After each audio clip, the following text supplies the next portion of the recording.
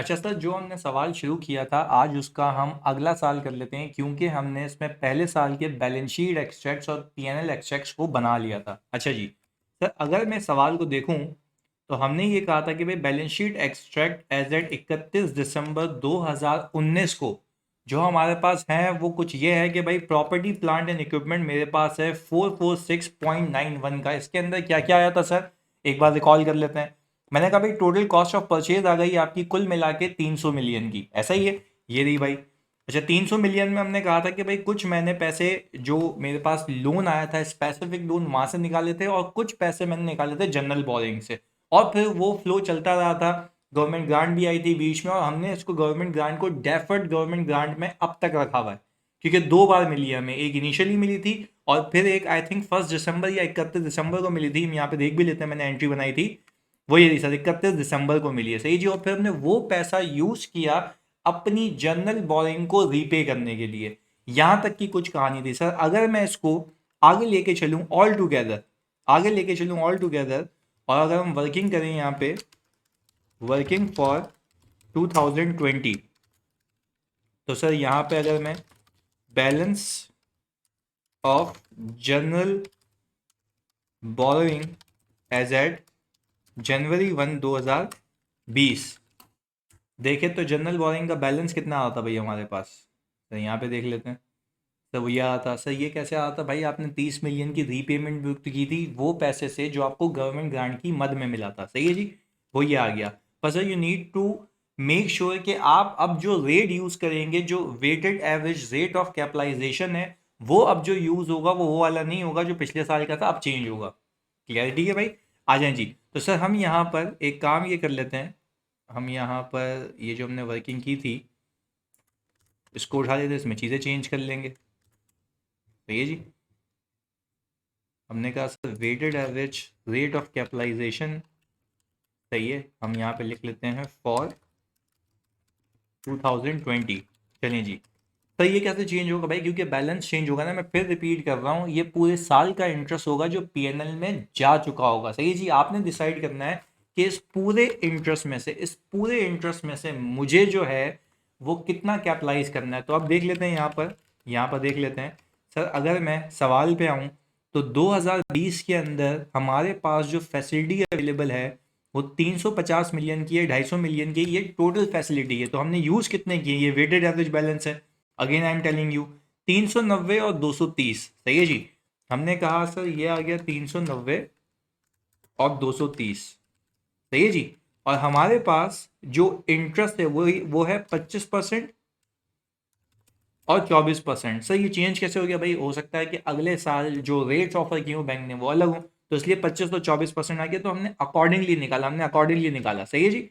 हमने कहा सर मेरे पास अगर टोटल इंटरेस्ट ये आ गया, और मैं फिर रिपीट कर दूं, मैंने इसको टाइम प्रोरेट इसलिए नहीं किया क्योंकि ये ऑलरेडी टाइम प्रोरेटेड है जो बैलेंस निकाला हुआ है। क्योंकि आप एक्चुअल बैलेंस को रेट से मल्टीप्लाई करें, टाइम प्रोरेट करें, आंसर वही आता, तो ये टाइम प्रोरेटेड बैलेंस था। तो अगेन एंड अगेन मैं रिकॉल कराता हूं आपको कि इसको करने की नीड नहीं है, क्योंकि दिस इज एक्चुअल में एवरेज बैलेंस। क्लियर है। तो हमारे पास weighted average rate of capitalisation आ गया 24.63। सर लास्ट ईयर कितना था sir, 23.94। This is due to two reason, एक तो इंटरेस्ट रेट चेंज हुआ है आपका, और दूसरा आपका एवरेज बैलेंस चेंज हुआ है। अगेन रिपीट कर रहा हूं, 126.90 is your total interest expense. इसमें से आपने ये रेट यूज करके और इस साल के लिए ये रेट यूज करके आपने डिसाइड करना है कि कितना इसमें से कहां जाएगा सर, कैपिटलाइज होगा, सही है जी। अब देख लेते हैं हम। अच्छा मैंने कहा कि सर इसके ऊपर मैं रेट लगाऊंगा 24.63%। अच्छा हमने ऊपर कितना यूज किया था, ये देख लेते हैं 23.94।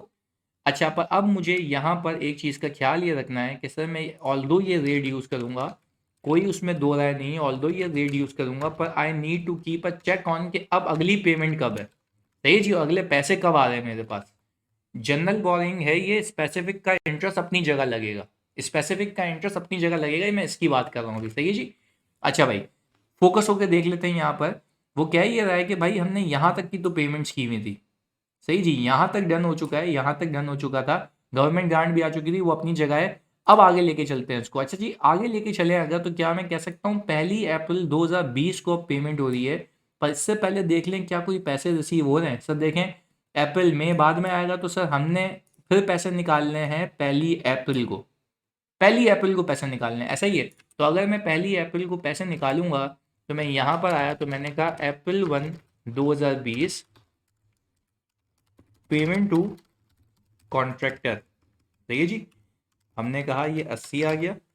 तो सर क्या आप ये बात मानते हैं कि हमारे पास जब ये 80 बैलेंस आ गया तो ये कुल मिला के मेरा इनहेंस बैलेंस हो गया इतना 215 का, सही है जी, 215 का। अच्छा सर अब जो ये 215 का हो गया तो मैंने कहा कि भाई मैं कितने महीने का इंटरेस्ट लगाऊं इसके ऊपर, प्लीज सुनिएगा, कितने महीने का इंटरेस्ट लगाऊं। तो मैंने कहा जनवरी फरवरी मार्च, कितने महीने होगा, 3 महीने।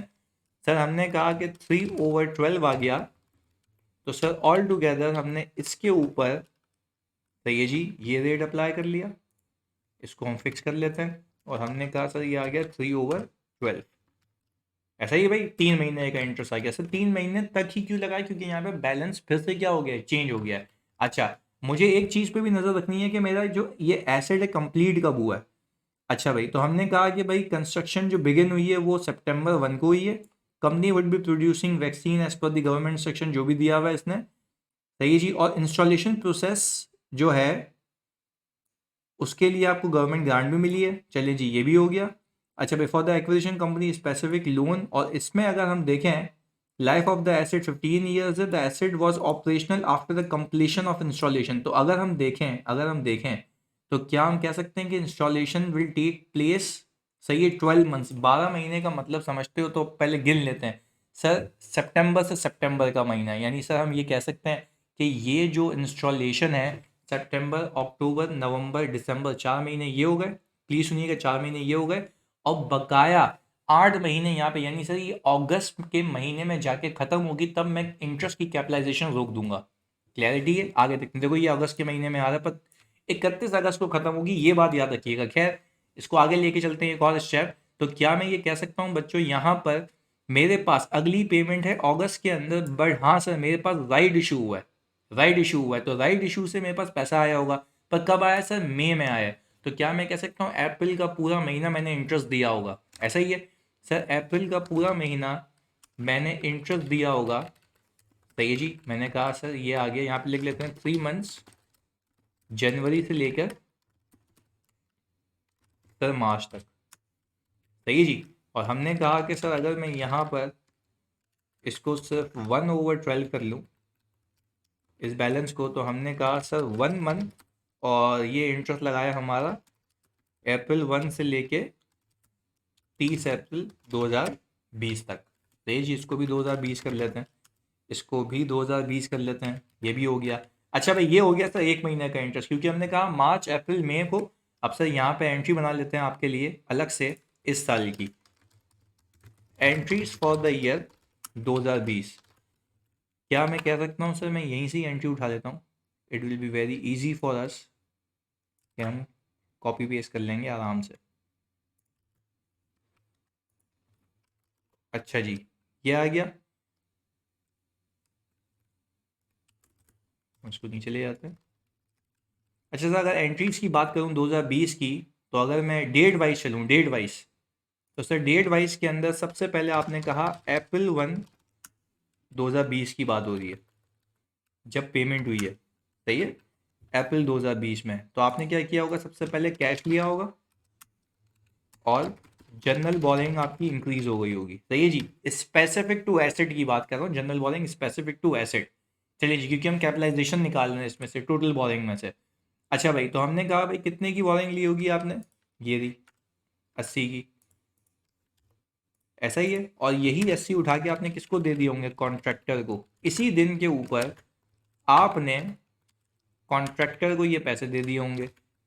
तो सर हम यहाँ पर ये करते हैं कि पीपी CWIP डेबिट 80 से और कैश क्रेडिट, ये बन गई होगी एंट्री। अच्छा जी फिर हमने कहा सर हमने राइट इशू किया है May 1 को, May 1 2020। तो सर आपने कहा cash debit share capital credit और शेयर प्रीमियम क्रेडिट।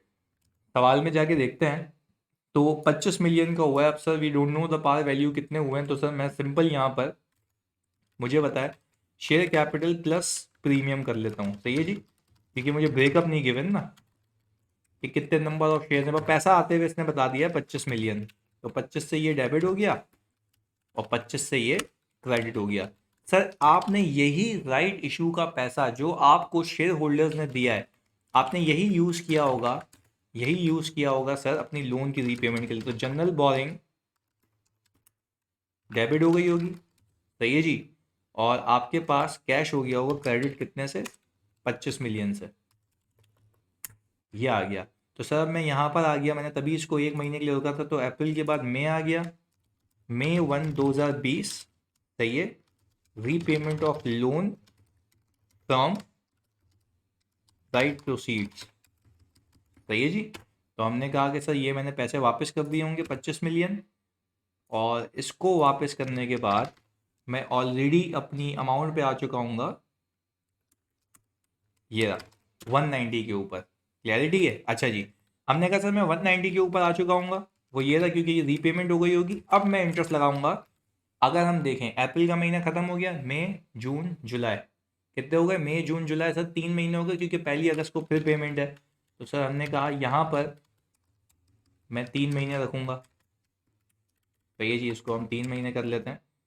तो हमने कहा सर 3 मंथ्स, और 3 मंथ्स में मई से लेके जून जुलाई 31 तक 2020, सही जी, ये भी बात समझ आती है। सर फिर हमने पैसे लिए होंगे और बैंक से पैसे निकाले होंगे, क्योंकि हमारी इस्तात नहीं है इतनी, तो हमने 30 मिलियन फिर यहाँ रख दिए, सही जी। और यहाँ पे लिख लेते हैं भाई हम सर कि हमारे पास ऑल टुगेदर यहाँ पर पेमेंट टू कॉन्ट्रैक्टर के लिए हमने ये निकाले हैं, और ये है अगस्त 1 2020, सही है जी। तो हमने यहाँ तक ये किया। अब सर इस महीने के आखिर में ये खत्म हो रहा है, इस महीने के आखिर में ये खत्म हो रहा है, तो कैपिटलाइजेशन में यहाँ रोक सकता हूँ। तो क्या मैं कह सकता हूँ पूरे साल का इंटरेस्ट तो मेरे पास है ही ना बच्चों, पूरे साल का इंटरेस्ट तो मेरे पास है ही, जो ऊपर निकाला है ये रहा, पूरे साल का इंटरेस्ट तो है। तो कैपिटलाइजेशन में सिर्फ 1 महीने की निकाल लेता हूँ, और बाकी सबका सब कहाँ चले जाएगा पीएनएल में। तो सर क्या हम कह सकते हैं कि हम इस वाले को यूज़ कर सकते हैं जिसमें 1 का फैक्टर लगा हुआ था हमारा, वो ये रहा, सही है जी। तो हमने ये कहा कि भाई पहली 1 मंथ का है, और अगस्त 1 से लेके 31 अगस्त, क्योंकि यहाँ पे ये खत्म हो रही है, खत्म मतलब कैपिटलाइजेशन खत्म हो रही है। क्या हम ये कह सकते हैं, ये तो हो गया जनरल वॉरिंग का हिसाब किताब।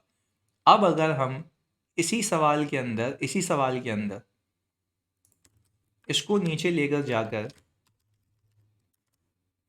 स्पेसिफिक बोरिंग कर ले, तो आपको याद होगा आपके पास दो स्पेसिफिक बोरिंग है, सही है जी, आपको याद होगा दो स्पेसिफिक बोरिंग है आपके पास, सही है जी। यहाँ पर तो मैं यहाँ से उठा लेता हूँ, और इसमें कोई दो राय भी नहीं है, सिंपल सिंपल कहानी कर लेते हैं इसकी।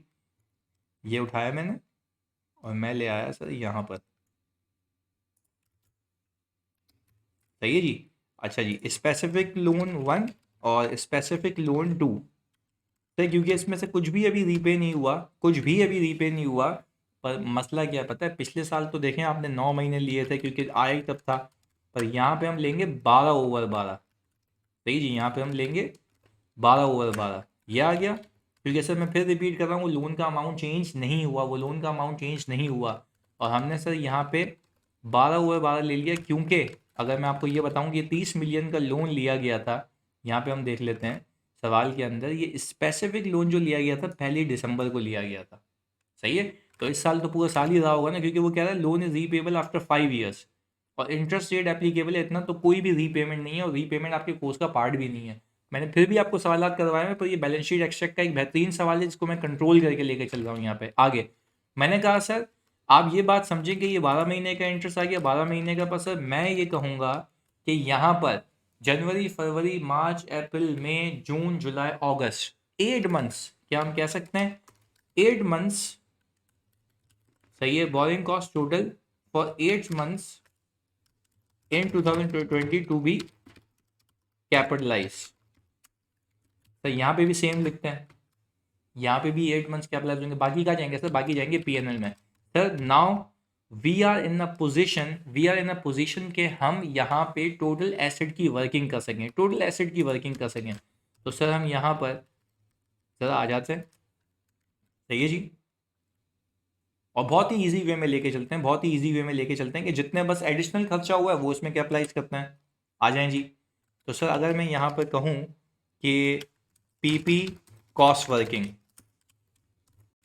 तो हम ये कहें सर ओपनिंग CWIP, सही है, एज एट January 1, 2020। कहाँ से आएगा सर ये? सर ये आएगा यहाँ से, ये रहा 446.91, ये लास्ट ईयर तक का खर्चा है, सही है जी। इसके अंदर आप ऐड करते हैं,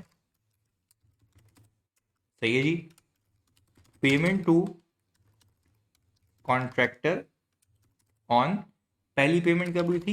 April 1 को, सही है जी। Payment to contractor on August 1, check भी कर लेते हैं यहाँ से।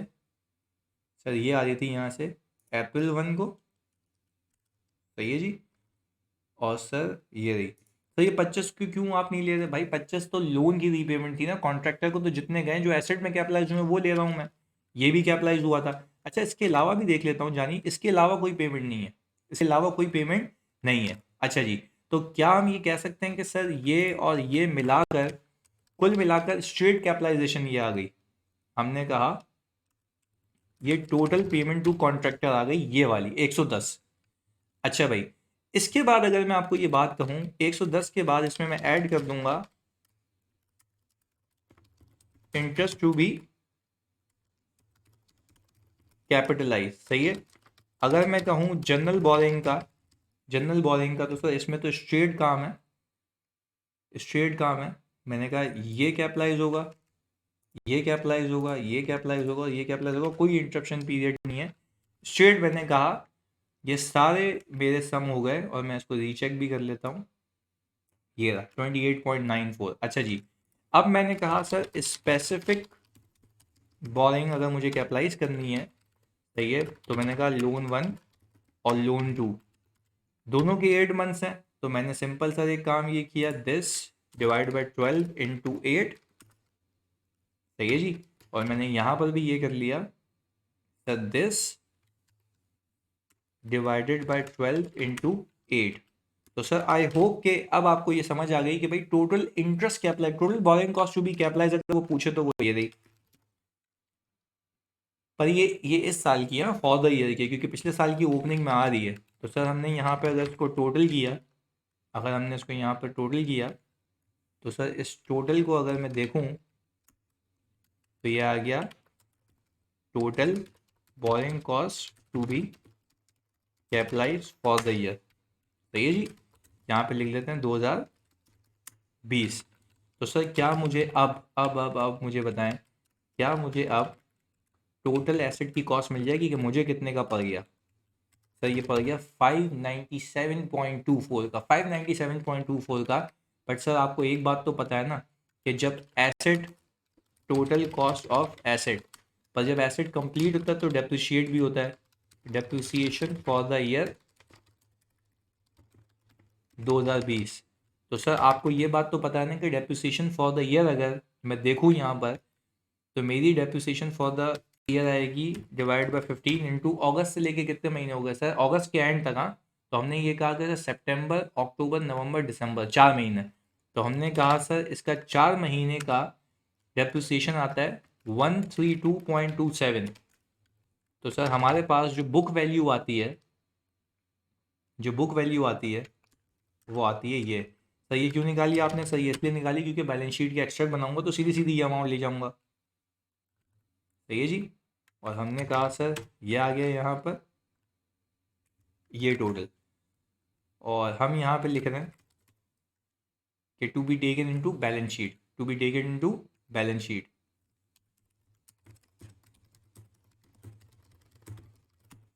सही है जी, to be taken into balance sheet. चलिए जी सर, अब जरा इसको और नीचे लेके जाके बैलेंस शीट एक्सट्रैक्ट बना ही लेते हैं, सही है जी, आ जाए। अच्छा, अज्यूमिंग कि कोई इंटरेस्ट पे नहीं हुआ, कोई इंटरेस्ट पे नहीं हुआ, जबकि प्रैक्टिकली ऐसा होता नहीं है, बट ये है कि ये तो सिर्फ कॉन्सेप्ट की टेस्टिंग है आप लोगों के। तो हमने कहा कि सर अब मैं यहाँ पर आप लोगों के लिए फाइनल वर्किंग कर लेता हूँ, मैं बैलेंस शीट बना देता हूँ एज एट 31 दिसंबर 2020। सही है जी। मैंने कहा सर मैं यहाँ पर नॉन करंट एसेट्स के अंदर प्रॉपर्टी प्लांट एंड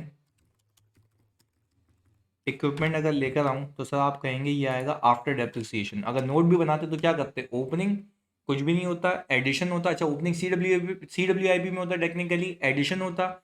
एडिशन के बाद आप करते कि भाई उसके अंदर टोटल कंप्लीट कॉस्ट आ जाती है मेरी, फिर वो डेप्रिसिएशन होता, नेट यही आता।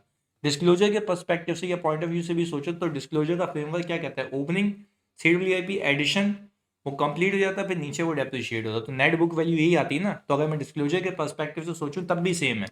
अच्छा भाई, फिर मैंने कहा मेरे पास नॉन करंट लायबिलिटीज, सही है जी। और सर यहां पर मेरे पास आएगी करंट लायबिलिटीज। इसको नीचे ले आते हैं।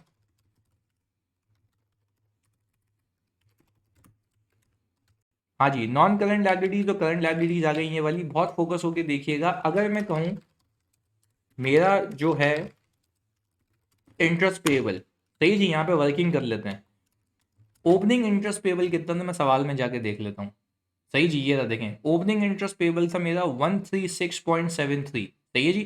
फिर रिपीट कर रहा हूँ 136.73 ओपनिंग था ये, 136.73। लास्ट ईयर का अज्यूम कर रहा हूँ कुछ भी सेटल नहीं हुआ, अजम्पशन है मेरी, कुछ भी सेटल नहीं हुआ। सही है जी।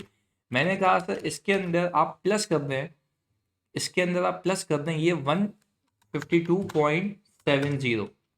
सर 152.70 क्यों भाई, ये 152.70 जनरल बोरिंग का टोटल इंटरेस्ट एक्सपेंस है। जो कैपिटलाइज होना था वो यहाँ हो चुका है, पर पेबल तो पूरा आएगा ना। यानी पेबल की एंट्री बनी होगी इंटरेस्ट पेबल क्रेडिट 152.70 से, जिसमें से कुछ डेबिट हुआ होगा इंटरेस्ट एक्सपेंस के नाम से पीएनएल में, और कुछ गया होगा पीपी में। तो पीपी वाला जा चुका है, पीएनएल में हम लेके जाएंगे। पर liability will be created by the entire 100% amount. तो मैं इसलिए बहुत बेसिक से बता रहा हूँ आपको। सही है जी। इसमें कहा मैंने कैसे 152.70 के बाद अगर हम देखें तो पूरे साल का इंटरेस्ट ये है ना 12.6।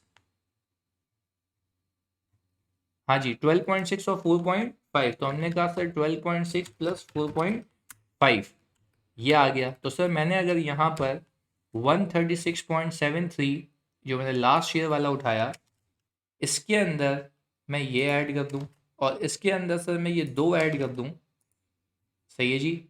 तो हमने कहा कि भाई total interest payable would be this, और सर इसको मैं ज़रा उठाकर यहाँ ले आऊँ तो ये ज़्यादा अच्छा हो जाएगा। तो ये जी एक बार देख लेते, लिंक्स तो नहीं ले, बिल्कुल सही है। चलें जी, तो हमने कहा कि सर इसको भी उठा के यहाँ ले आए। अच्छा जी, तो सर अब अगर हम बाकी चीज़ों पे आ जाएं, तो बाकी चीज़ें मुझे ये कहती हैं कि सर आप यहाँ पर लोन 1 स्पेसिफिक, आप कहेंगे सर लोन 2 स्पेसिफिक। सर ये भी चेंज नहीं हुआ, ये भी अपनी जगह पे मौजूद है। तो आपने कहा कि सर लोन 1 और लोन 2 का जो अमाउंट है वो यही आएगा। सर अब हम ज़रा बैंक पे आ जाते हैं। अच्छा जी, बैंक पी और बैंक जेड ये आ गया। सर आई बिलीव कि ये भी सेम रहेंगे, पर नहीं सर हमें यहाँ से उठाना पड़ेगा क्योंकि इसके बैलेंस चेंज हो चुके हैं सवाल में। तो इसके सवाल के अगर मैं बैलेंस देख लूँ तो क्लोजिंग बैलेंस कितना आ रहा है, 320 और 210। सही जी, 320 और 210। तो मैंने कहा 320 और 210। सर ये क्यों, सर देखें सवाल के अंदर क्लोजिंग बैलेंस अलहदा से दिया हुआ है, ये सब पे हो गए। तो सर ये क्या था 390, भाई 390 एवरेज बैलेंस था, बचा कुछ चाहिए तो आप सीधा सीधा ये ले जाएं बैलेंस शीट में। सही है जी। ये आ गया 320 और 210। अब सर आपको एक बात तो और याद होगी ना कि आपने आपने डेफर्ड गवर्नमेंट ग्रांट को रखा हुआ था। सही है जी। और अगर डेफर्ड गवर्नमेंट ग्रांट में देखूं तो डेफर्ड गवर्नमेंट ग्रांट मेरी बैलेंस शीट में कितनी आ रही है लास्ट ईयर सर, वो ये रही 180। And we were waiting for the time कि एसेट कंप्लीट हो तो उसकी लाइफ पे स्प्रेड होगा। मैं अगेन लाइफ को असेस कर लूँ सर, 15 ही साल थी ना, 15 ही साल थी ना, ये यहाँ पे नीचे बताई हुई थी, ये रही, सही जी। अच्छा भाई, तो asset for operation after completion installation ये भी इसने कंफर्म कर दिया। तो हम आते हैं यहाँ पर, तो मैंने कहा सर आज इस साल कितना डेप्रिसिएशन गया सर, 5 महीने का, सितंबर अक्टूबर नवंबर दिसंबर, सॉरी 4 महीने का। तो हमने क्या किया, 15 से डिवाइड किया और 4 महीने का ये निकाल लिया हमने। तो हमने कहा सर ये जब आ गया यहाँ पर, तो ये बैलेंस आएगा गवर्नमेंट ग्रांट का मेरे पास, ये बैलेंस आएगा गवर्नमेंट ग्रांट का मेरे पास, सही है जी। हमने ये कहा सर ये तो 176 आ गया, और हमने कहा सर ये आ गया transfer to PNL, deferred grant income के नाम से, ये आएगा बैलेंस शीट में रिमेनिंग, बैलेंस शीट में रिमेनिंग, सही है जी। पर मुझे एक बात बताएं, इसमें से करंट पोर्शन कितना, यानी जो अगले साल चला जाएगा। सर आप सिंपल एक काम करें ना, सिंपल एक काम करें, अगले साल तो पूरे 12 महीने जाएगा ना, अगले साल तो पूरे 12 महीने जाएगा, नहीं पूरा 12 जाएगा, क्योंकि देखें इस साल आपने अगर इस 12 को डिवाइड करते हो 4 से मल्टीप्लाई करके 4 डिवाइड किया था, तो अगला करंट पोर्शन में इतना चला जाएगा। तो आपका नॉन करंट पोर्शन में, यानी सर नॉन करंट पोर्शन का मतलब है नॉन करंट लायबिलिटीज में कितना आएगा, तो आपने ये भी दिखाना होता है इतना, सही है जी। तो हम यहाँ पर आए, तो हमने यहाँ पर लिख दिया कि sir deferred government grant non current liabilities में ये आ गया, इसको यहाँ से लिंक लगा देते हैं। और सर मेरे पास deferred government grant current liabilities में आ गया इतना। सर कुल मिला के अगर आप देखेंगे 12 + 164 इट विल बिकम 176, जो कि यही है, सही है जी, यही बैलेंस शीट में आ रहा है। मैं लिख रहा हूँ to be appeared in balance sheet, यही आ रहा है। अच्छा अगर मैं सर इसको कंक्लूड करें सवाल को, और मैं बनाऊं यहाँ पर प्रॉफिट एंड लॉस एक्सट्रैक्ट्स, क्योंकि पूरा पीएनएल तो नहीं बना रहे, एक्सट्रैक्ट बना रहे हैं, तो क्या मैं कह सकता हूँ मेरा जो इंटरेस्ट एक्सपेंस है, सही है जी, इंटरेस्ट एक्सपेंस है, क्योंकि फॉर द ईयर होता है। तो मैंने कहा सर फॉर द ईयर के चक्कर में अगर हम देखें तो 152.70 तो था, 152.70 में से अगर मैं कैपिटलाइज माइनस कर दूं, कितना कैपिटलाइज कर, देखो तभी तो अलग से वर्किंग की है, जनरल बोरिंग का 28.94 माइनस के 28.94, सही है जी, ये हो गया। अच्छा इसमें अंदर प्लस कर दूं मैं, इसके अंदर प्लस कर दूं मैं सर मेरा जनरल बोरिंग का। अच्छा भाई स्पेसिफिक बोरिंग का मेरा इंटरेस्ट कितना है, अच्छा स्पेसिफिक बोरिंग का इंटरेस्ट है 12.6 और 4.5। हमने कहा सर यहाँ पर 12.6 + 4.5, ये जो भी आंसर आया ये टोटल था, इसमें से मैं माइनस कर दूं, इसमें से मैं माइनस कर दूं क्या जी, जो कैपिटलाइज किया है सर 8.4 - 3, तो ये टोटल इंटरेस्ट एक्सपेंस आएगा to be appeared in PNL. तो सर सीधा सीधा हिसाब किताब कर लेते हैं, इसको प्लस करते हैं, इसको प्लस करते हैं, इसको प्लस करते हैं, और सर जो कैपिटलाइज किया है टोटल वो माइनस कर लेते हैं फॉर द ईयर, सही है जी, क्योंकि ये इसी इसी दिन के लिए निकाली थी ये वाली अमाउंट। तो हमने कहा कि सर इसको अगर मैं हटा दूं यहाँ से, तो ये आ गया interest expense for the year, और देख लेते हैं यहाँ पे कोई डुप्लीकेशन तो नहीं है, ओके नहीं है। अच्छा भाई हमने कहा sir deferred grant income PNL में कितनी गई है सर, सर पीएनएल में गई है हमारे पास ये 4 की, सही है जी। और इंटरेस्ट एक्सपेंस अगर मैं कहूँ वो इतने का आ रहा है। अच्छा भाई फिर हमने कहा sir depreciation expense for the year, sir ये भी आप लोगों ने निकाला हुआ है, सर ये डेप्रिसिएशन एक्सपेंस आ गया ये, और सर ऑल टुगेदर हमारे पीएनएल और बैलेंस शीट एक्सट्रैक्ट यहाँ पे होते हैं ख़त्म। आई होप ये सवाल आपको मज़ा आया होगा, मैं ऐसे मिक्स स्टैंडर्ड के और सवाल करा दूंगा, अगली क्लास में मिलते हैं, जज़ाकल्लाह।